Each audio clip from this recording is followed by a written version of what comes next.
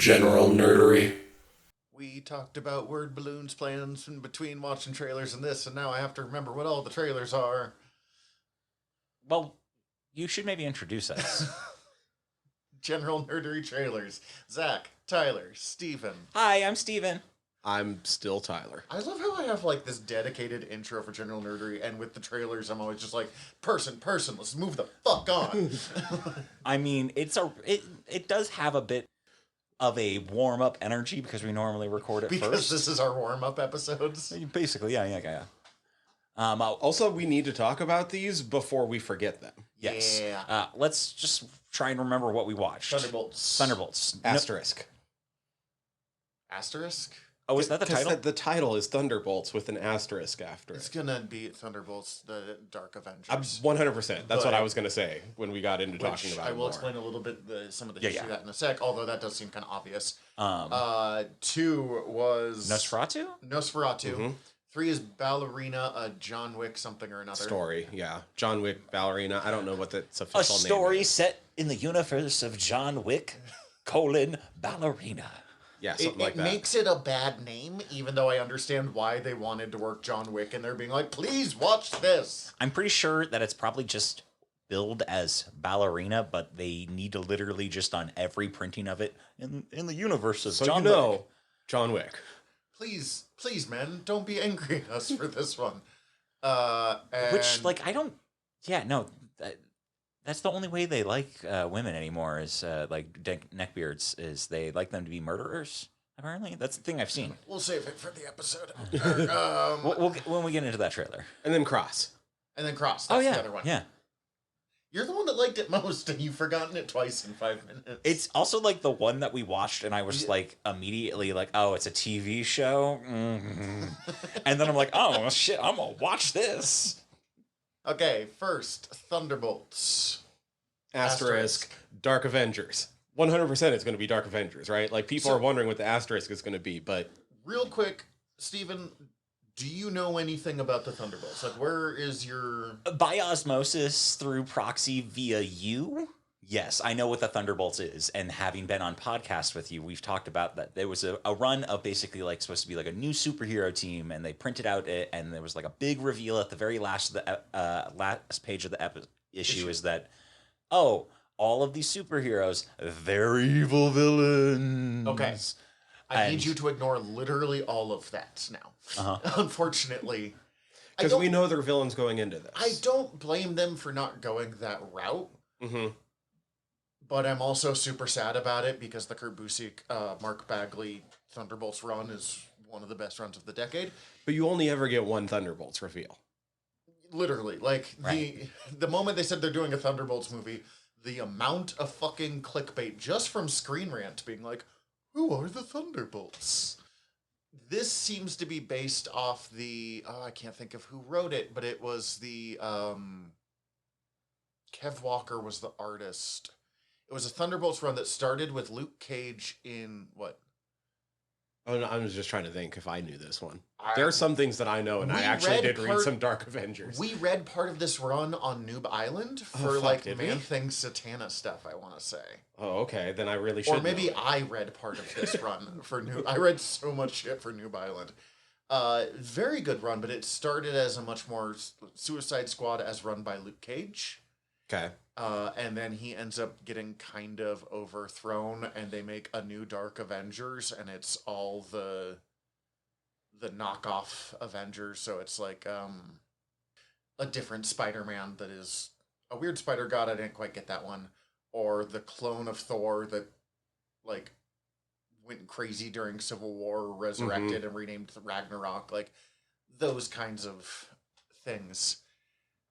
U.S. Agent was involved in that book, so it really feels like it's going that direction because we have White Widow, U.S. Agent, Red Guardian, Ghost. Taskmaster, Ghost. Taskmaster's mask looks so much fucking better now. Dude, it looks so cool. I was like, who's this cool badass person? I was like, oh, it's Taskmaster. Also, Ghost is maybe the most undersung villain in all of the MCU. Ghost choreography is top fucking notch. I have still their not entire seen movie. Ant-Man 2, so... On top of the choreography, the use of the visual effects in tandem with that fucking choreography, that villain is so fucking cool. Ghost is so fucking cool. Wicked undersung for how actually cool they are presented on screen. And then Winter Soldier. That's the last one. Rookie. And I feel like there's a notable Zemo presence missing. Oh, Do we think we get Zemo? So Baron did we mention Zemo Bob as well? Founded the original Thunderbolts, the ones that you were just explaining. Yeah. So, like, there should be. I don't think there will be because Zemo is. He was like the most loved part of Falcon Winter Soldier. Sure, and of Civil War. Like, the guy who does it kills it, And like, but Zemo is so different. Mm-hmm. Than could Helmet make Zemo. make the argument for one of the best villains in DC in the MCU. He's I'm the most all- successful. Most successful, yeah. I am all into it, and honestly, they very carefully not revealed the bad guy yet. True. So, Oh, it's definitely gonna be Elaine from Seinfeld. Countess Allegra de Fontaine, aka Nick Fury's sex friend. Yeah. Good for them. I don't say that judgingly. There's just Julia like- yeah. Julia Louis-Dreyfus. Yeah, Julia Louis-Dreyfus. There it. Okay, yeah. Thank you. Okay, I wasn't sure if I was remembering her name at all. Did we mention Sentry? No. No. We mentioned that he said Bob, but I was Yeah. over talking him. Yeah, they brought him up, and both because of our Marvel Snap fucking warped brains. Me and Tyler. They said Bob, and we're immediately like, Hydra Bob? My favorite part is you and I have talked about how Sentry is going to be in this movie. And In you my went head, to- even though I know he had to drop out because of scheduling, in my head, I was still looking for Steven Yeun to be yeah, Sentry. this was originally supposed to be an Asian man. That would have been but so great. This movie got pushed. I shouldn't just call him an Asian man, but now that it's a random white dude who I don't know who it is, I need to look at it again. I felt like I should have recognized him, but I didn't. Yeah, we both definitely thought he was not Sentry, though. you thought he was Hydra Bob, who hits a little differently post 2020 when they're like, "Yeah, I joined the fascist Nazi organization because it got dental benefits." But also, you kind of understand Yeah. people doing what they need to get benefits in this day and age. Yeah, I get that too. And also, like, I don't give a fuck about the Sentry. Oh, also David Harbour as Red Guardian. Guardian. Did we mention that? I don't know if we I mentioned think I that. said Red Guardian, but I'm not You sure. may have. I just may have missed it. So the things this movie has going for it. One, I love a superhero cast of misfits and underdogs. Two, David Harbour. Like, honestly, and like Bucky and stuff. And it does seem to be tapping into a lot of the things, a lot of the movies that I liked. I mean, obviously, Winter Soldier is still one of the best Marvel movies. I honestly think Black Widow is way better than it's given credit for. It's not a great movie. Right, it came out 8 years too late. Yes, if it had come out years earlier, it'd be considered a great movie. But, like, it's still solid. Even though everyone's response is it came out too late, it's fine. It's an enjoyable movie in its own right. It looks like Florence Pugh is getting better at playing Yelena every time she's gotten a chance to. And considering that she was good the first time, like... She's been the- amazing anyway. I love Florence. Oh, Pugh. she's been fucking the great. best part of every series that she's in as Yelena. Yes. And then David Harbour being fucking delightful as the Red Guardian. I really enjoy his portrayal. By the way, Bob is being played by Louis Pullman, who is also in The Strangers Prey at Night, Bad Times at the El Royale, which is really fucking great, by the way, and I highly recommend checking that out. Top Gun Maverick, and he's going to be in Salem's Lot, which we just talked about on the last trailers. Oh, shit. Okay. Yeah. I'm Like- just wondering at what point are they going to switch it from Thunderbolts to Dark Avengers? Is it going to happen before the movie actually drops? Is it going to be like as it goes into the credits, the asterisk is going to be like... No, I think it's gonna do it in like the final scene I- of the movie. Like, this has been Thunderbolts, Dark Avengers. I think what their setup is going to be, my called shot is going to be that they as the Thunderbolts are going to form their new Dark Avengers against whatever powers that be are trying to Countess Allegra de Fontaine. yes, whatever that are trying to make them be the Thunderbolts. They're like, well, fuck you. We're gonna be the Dark Avengers. The guy who played U.S. Agent did really good, but I also fucking hate U.S. And you're supposed to hate U.S. Agent, so it's okay. Yeah, Wyatt Russell. Wyatt Russell is great. Anytime someone's like, no, U.S. Agent has it right, I'm like, well, I should probably worry about you. But also Wyatt Russell's great. Oh, he does a fantastic job. I should really watch Lodge something number digit. I can't remember. Lodge something number digit. Perfect.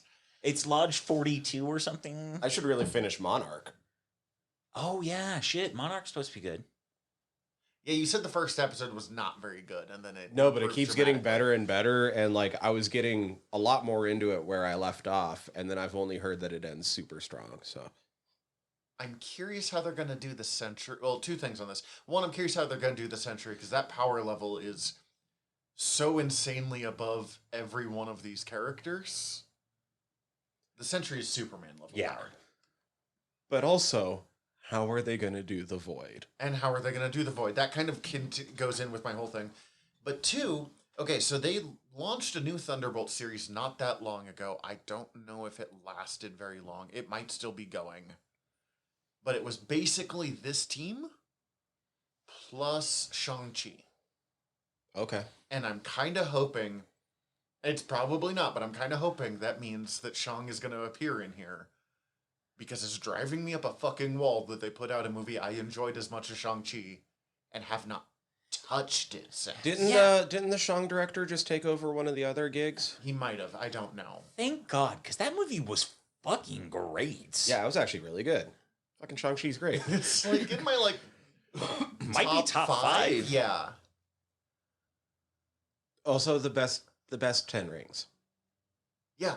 So much that they changed what the 10 rings are in Marvel, and no one's mad about it. No, Like, it's all like, no, that's Shang pretty has fucking superpower. dope. Oh, that actually makes more sense. This is much better. Let's go with that instead. This is good. Shang has superpowers for the first time in his, like, 50-year history, and other than, like, the occasional neckbeard who hasn't actually read a comic since the 60s, 70s, whatever, all of us are, fuck yeah, man. Like, Yeah, that's so pretty cool. dope. The 10 rings, yeah, those are actually pretty cool. Baller. Nosferatu. I'm so excited for this movie, guys.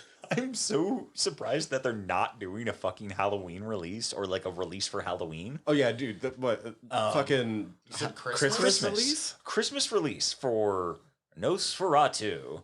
Come on, family, let's grab the kids and go see Nosferatu in theaters. Merry Christmas. Okay, so I'm not gonna. So there is a little bit of a precedent of movies like weirdly heavy or weirdly hard movies debuting at Christmas, because I'm pretty sure, like, I can't remember if it was Django Unchained or Inglourious Bastards also dropped on Jesus Christmas, fucking Christ. or both. I think you're right on both, in all honesty.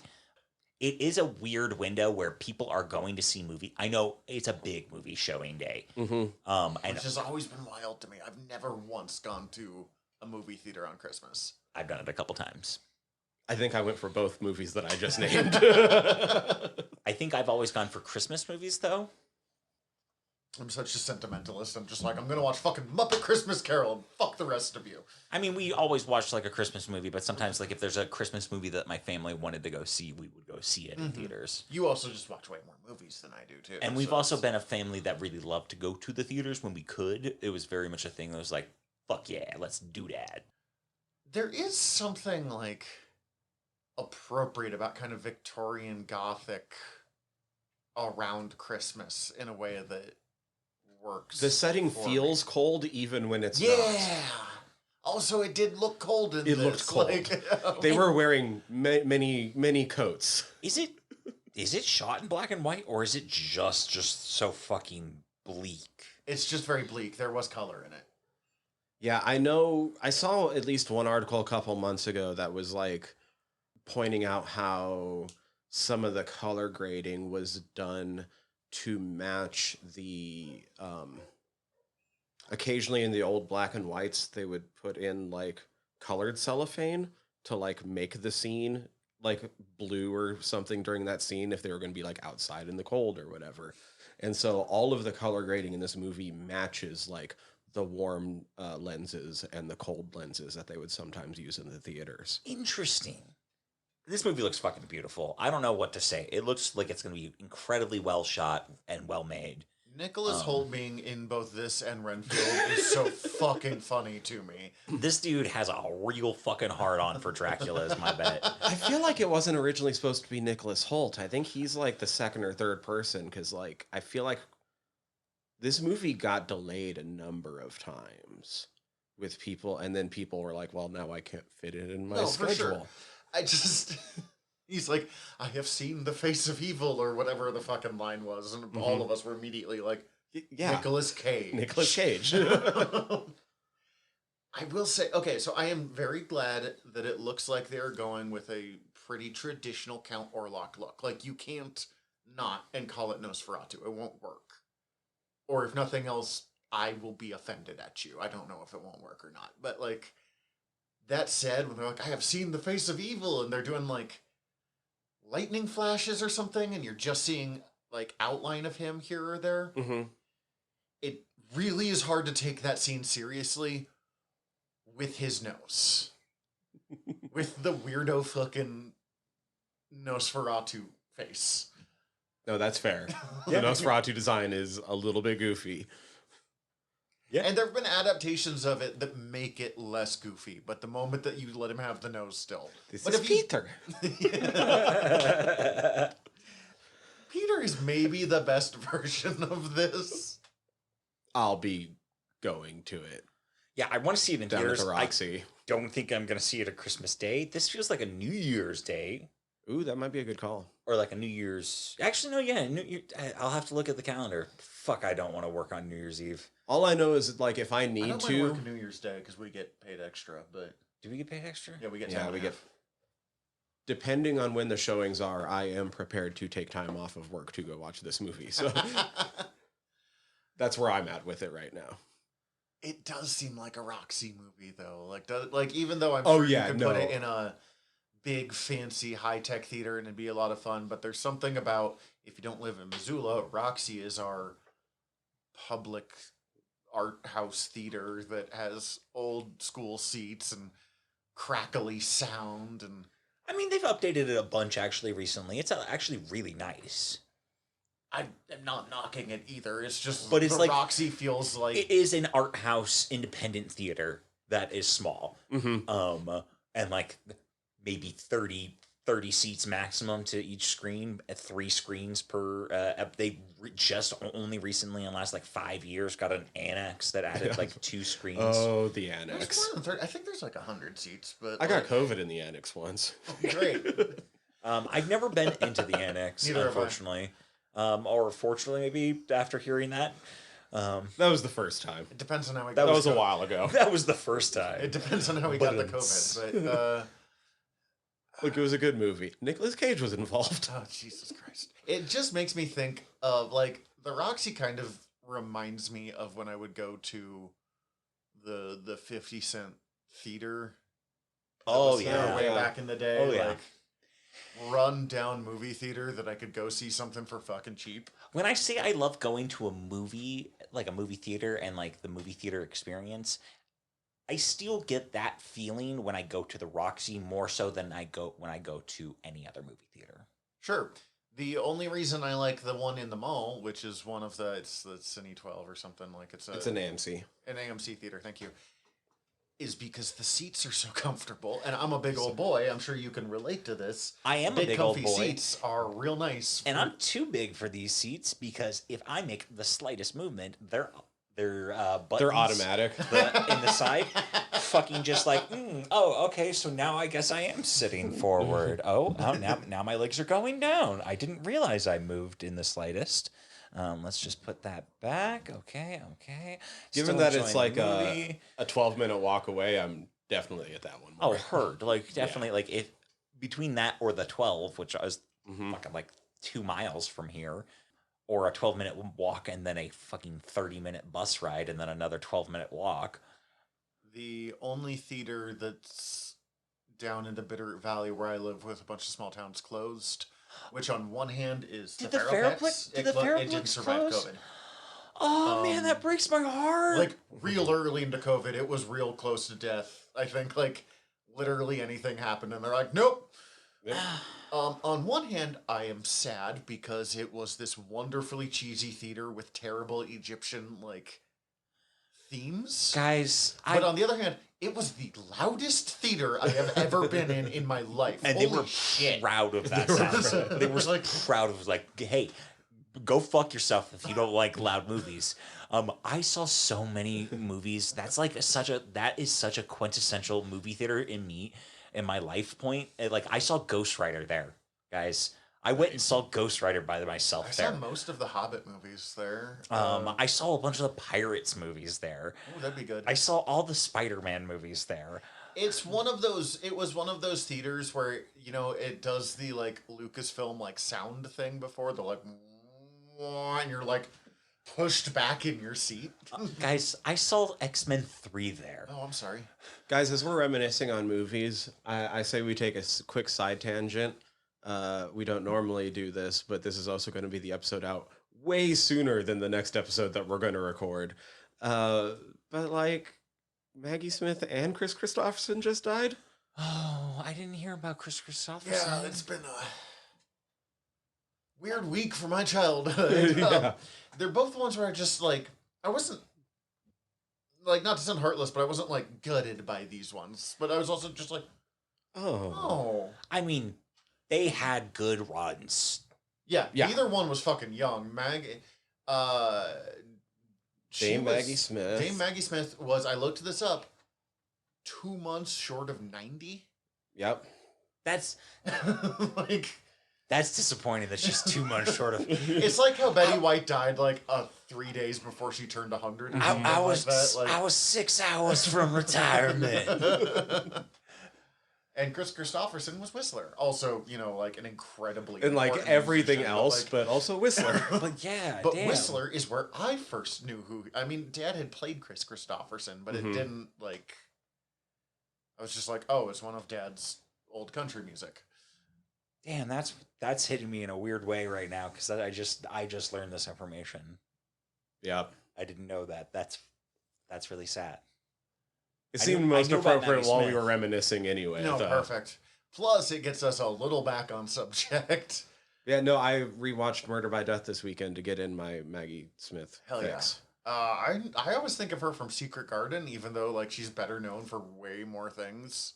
You're not wrong on that. Like I went through her. I know filmography. everyone's immediately like McGonagall, and I'm like Dora Charleston. Secret Garden. I don't even remember her character name. In that. there I was- just loved Secret Garden. There was something else that's in that same era that I was like, oh, dip. That is a fucking role. I'm gonna have to look that up. Oh, and Whistler. We've seen him die like 4 times now. So like, he's died in 2 out of the 4 Blade appearances. So Oh, Mother Superior in fucking Sister, Sister Act. Act. And Sister Act 2 was the one that I was like, oh shit. Mm-hmm. That is one that I didn't realize lives so fucking in my brain. That's probably where I first saw her. Oh, and then Hook. Hook might be also the one. oh where- shit, you're right. Yeah. Yeah. And Whistler. Anyways, John Wick's Ballerina or whatever the fuck it's called. Oh shit, I forgot she was in Death in the Nile. Oh. Oh, I do love Poirot. Like one of the recent Death in the Nile? The or, like- original. oh, with fucking I can't think of that actor's name. I fucking love him. He's the guy that played like every Poirot story. Peter Ustinov. I'm thinking of someone else. Different Death of the Nile. It's Poirot. It's been made like 14,000 times.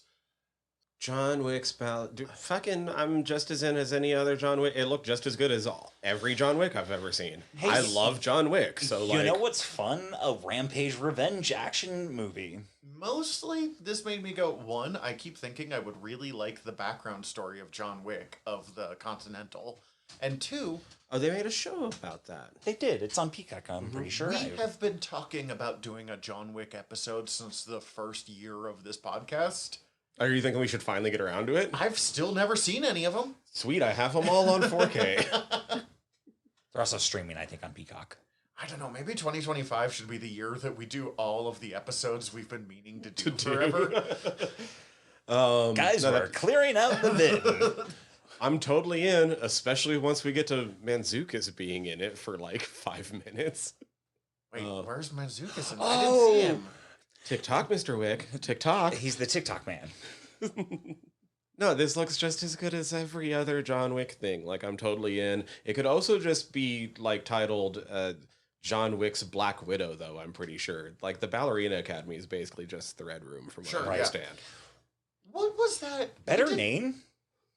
We did an episode on it. It was, like, Karen Gillian's version of John Wick. It was, something Gunpowder Milkshake. Yeah, Gunpowder Milkshake. Which was fun, but overall, I feel that was more like John Wick mixed with Fantabulous Emancipation of Harley Quinn. And see, it reminded That's me. a fun sell of that movie. That makes me want to rewatch it again. It reminded me of Atomic Blonde, which I also have not seen, but I've heard is really good. Yeah, that makes sense too. This is just like cool. I don't know what else to say. It looks like John Wick, so I'm in. Yeah. Have you seen John Wick? Do you know about John Wick? This looks like a John Wick movie. Anytime we get to a trailer of an action movie, we're like, it go boom fun. Like that's she stabs a guy and then shoots another guy and then stabs another guy. And it looks like it hurts. It looks like she's really good at it's killing also people. Real baller. Pretty sure this is just what a White Widow movie would be. Yeah, pretty much. Yeah. So, once again, Let's in. do it, yeah. And then the last one, Cross. Oh, yeah. Which I wanted to do because I like Aldous Hodge. Aldous Hodge. And then I asked if it was an Alex Cross adaptation because I somehow know about Alex Cross. You have a Tyler Perry, mostly. You have a surprisingly deep knowledge of James Patterson things from what I've seen. Which is fucking weird. But also my mom definitely watched the two Morgan Freeman movies. Kiss the Girls and Along Came a Spider. Mm-hmm. I don't know if I watched Along Came a Spider, but I know I watched Kiss the Girls. It's much better. It's Along Came a Spider is more memorable to me than Kiss the Girls. I feel like Kiss the Girls is probably better, but I think I've seen Along Came a Spider more. And then Tyler Perry did an adaptation of the Alex Cross series at one point. This is going to be a TV series, which I don't know why, but I'm over TV series at the moment. I want more movies. I love how opposite you and I are on that front. Everything should be a TV series. Yeah. That's 100% not true, but that's... Yeah, and not everything should be a movie. I feel like this actually will work better as a TV series, I think. It gives it more room to unfold, and, it's a murder mystery, so we know detective murder mysteries work real well. And if you put it into that kind of police procedural backing of episodic type situation, I feel like you could easily have that be something you could sell that would work for, a wider audience. Yeah, I watched this and I was like, I'm 100% in because it's something I can get Margaret to watch with me. If it starts with murder, we're there. It's fascinating. I listen to true crime all the time. Fucking constantly. But the moment I watch, fictional true crime, I'm like, oh, no, this is a little violent for me, guys. I just, 2 days ago... So when it's real, it's fine. When it's fake... I did open with This Is Strange. You're fucking weird, guy. I listened to an episode about Joseph Fritzl and got viscerally upset on Saturday. For reference, Joseph Fritzl is a Nazi who kidnapped his daughter and kept her in a basement for 25 years and sired a bunch of kids with her. It's real upsetting. And I cannot wait for episode 2, but I'm watching this and I'm like, I don't know about you, man. Serial killer. It makes no sense. It is. It does also have a guy with one of those real flesh mask things. That definitely made me think of how the Halloween mask was a William Shatner mask. That don't like those. don't like those. Yeah, I'm excited for it. I'm like, this is great. I'm going to be watching all of this. Probably better than some of the other ones we've watched. No, easily. And I was telling this to Tyler off mic, but did you know that Aldous Hodge is a professional or semi-professional? I guess technically an amateur who has made professional watches. He's like a watchmaker. No, I did not know that. Like taught himself how to do the gear works for watches and build watches, and like consults on building watches in his spare time. They should have got him to be Manhattan. That would be great. I know him mostly as the hacker from Leverage, which is a bad TV show that I really enjoyed watching. Because it's nothing but heists. Mm-hmm. But I am just amused that, like, the main... Fuck, I gotta watch that. That sounds something It's like that. early 2000s B... Oh, I know. movie I'm aware of trash it. I that's just haven't nothing seen but it. heists. He's an Invisible Man, yeah? I believe so. The latest one? And he was Hawkman and Black Adam, which means that my knowledge of him is nerdy hacker who names people after Doctor Who all the time, Hawkman, murder detective. I think he's one of Samuel L. Jackson's kids in Die Hard with a Vengeance. That's his film debut, is Die Hard with a Vengeance as Raymond, and like the only child actor I can think of that would get a name would be Sam Jackson's fucking Zeus's character is the only one that I think would have a kid with a name. That's awesome. So I'm guessing it's that character, but that fucking that's my favorite movie he's in. There's no doubt about that. That's the fourth one? He's also in A Good Day to Die Hard. How? That's the third one. Oh, okay. A Good Day to Die Hard is the fifth one. He's playing a different character in that one. He's also in Jack Reacher Never Go Back. He is in The Invisible Man. Mm-hmm. He's apparently in Green Lantern, direct-to-video animated movie. Oh, who's he playing that one? He's the voice for Jon Stewart. Oh, that's a good one. Mm-hmm. Dude, he should just be live-action Jon Stewart. He's not going to get a Hawkman job again, so let him play. Well, now I realized that the first place I ever would have seen him was on Judging Amy, I think. Anyway. Anyways, we like him. Yeah, and Cross looks fucking kind of great. I'm in for it, other than it's a police show. There is a thing of, like, fuck the police, but also there's a reason police procedurals exist the way that they do, and that on your Peacock account, 3 of the 4 accounts are all using an image from Brooklyn Nine-Nine, including mine. Yeah. Like, I kind of tend to look at it the same way I look at, like, The Punisher. At least in those shows, you know the people they're going after are worse. Yeah. we know this is fiction. We know that you don't want this in real life. And sometimes I want to live in a fantasy where the cops are good people. Yeah. We can go way deeper into, like, over-policing versus under-policing, but this is a trailers episode of a nerd podcast. So. Or on the flip side, something like The Wire, where it realistically shows how they're bad. Which also makes me sad. Is that the one with Michael Chiklis? No, that's The Shield. Jesus Christ.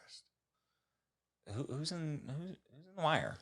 Idris. Oh, that's right. Okay, yeah. Okay. Michael B. Jordan. Everybody.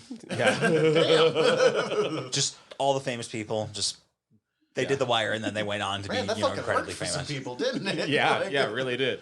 Well, that was like young Michael B. Jordan, too. That was like 16-year-old Michael B. Jordan. And like introducing Michael B. Jordan. Yeah.